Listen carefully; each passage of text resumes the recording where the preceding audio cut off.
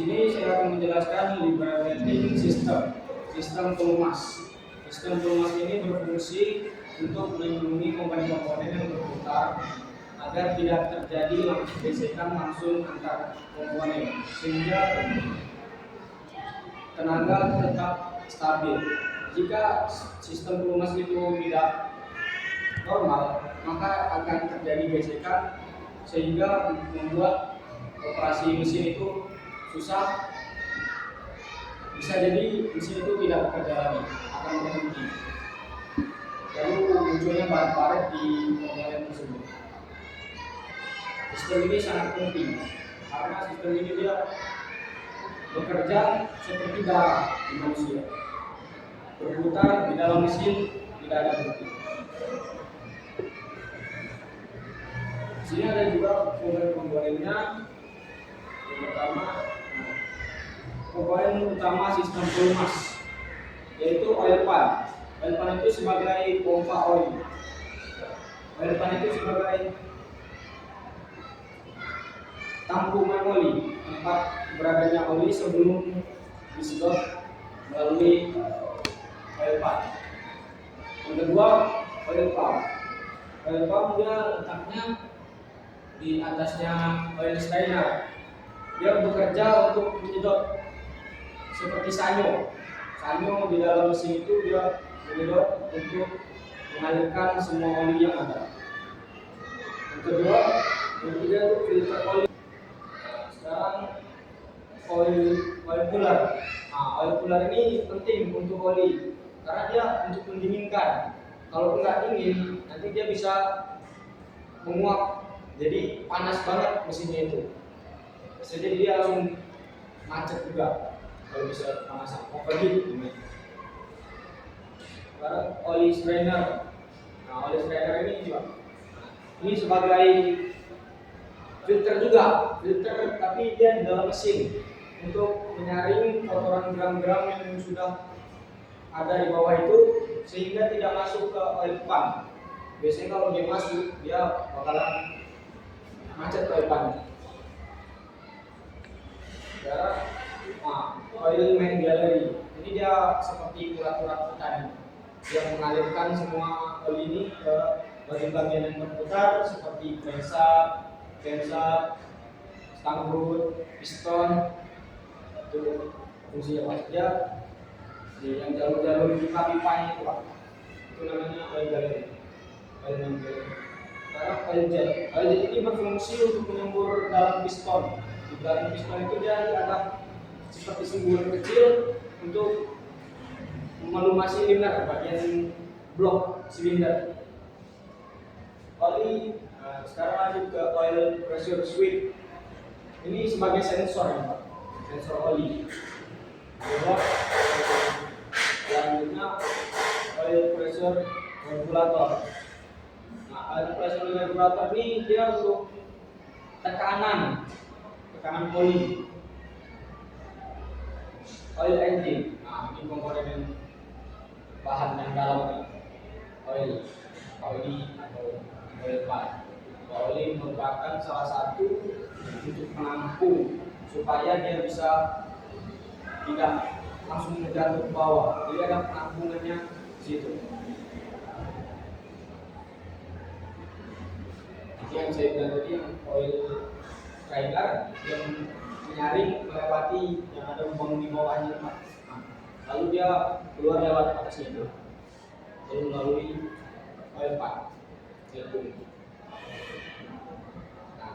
Oil main gallery. Oil main gallery ini adalah blok silindernya. Blok silinder sebagai rumah daripada mesin itu, rangka utamanya mesin. Tempat water pump ada di sampingnya, oil pump di sebelah dekat rantai temming. Itu blok silinder linear, water jet, oil filter casing. Itu tempat oli filter, rumahnya oli filter untuk dipasang. Tempatnya di situ ya.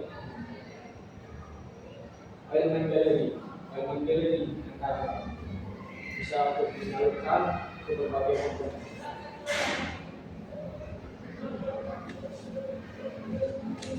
Lalu cara kerja minyak pelumas itu satu, minyak pelumas melapisi lapisan tipis, membentuk lapisan tipis film minyak. Dia membuat lapisan tipis antara logam dan logam sehingga tidak terjadi gesekan yang lebih parah, membuat komponen tersebut aus. Lalu fungsinya yang kedua, mendinginkan. Dia bisa mendinginkan komponen sehingga tidak langsung, biasanya kalau logam digesek dia langsung bisa lengket, membuang kotoran-kotoran dari mesin. Dia fungsinya sebagai kayak airnya itu Pak, tapi pakai oli, sebagai membilas gram-gram yang sudah tergerus. Melindungi komponen-komponen dari karat, korosi atau jamur. Dia mengawetkan, jadi jangka panjang ya. Sebagai perawatan utama yaitu oli.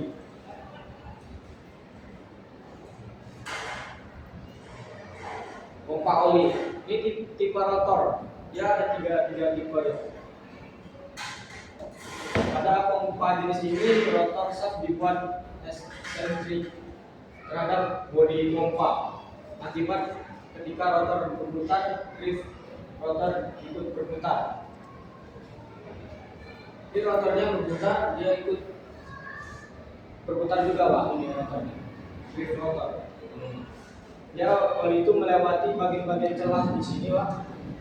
Dari masuknya, baru melewati bagian ini, lalu dia keluar melewati outlet. Ini inlet, ini outlet. Keluar dari situ lalu disalurkan ke komponen selanjutnya. Selanjutnya pompa oli tipe roda gigi. Dia tipenya dua roda gigi yang saling bersentuhan, tapi arah yang berbeda. Jadi dia mengalirkan ke olinya itu satu arah aja, arahnya muter. Ini dari inlet dari sini, baru dia terbagi dua gini. Jadi celah-celahnya ini masuk sini, keluar. Itu sistem pompa.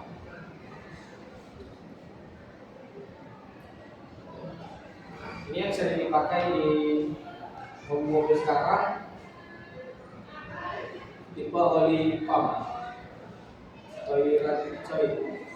Bagian-bagian drive rotor, driven rotor, relief valve. Yang pertama itu drive rotor, yang bagian tengah ini seperti pompa oli pada umumnya yang saya jelaskan tadi, dia melewati ini, dia memutar. Ini yang bagian memutar.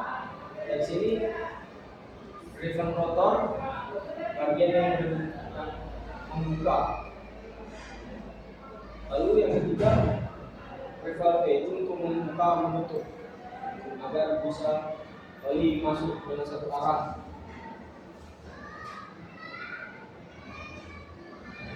Lalu ini filter oli. Filter oli ini dia ada saringan. Yang pertama bagian-bagiannya adalah check valve. Valve ini dia di bagian in yang bisa membuka tutup, tapi dari arah luar.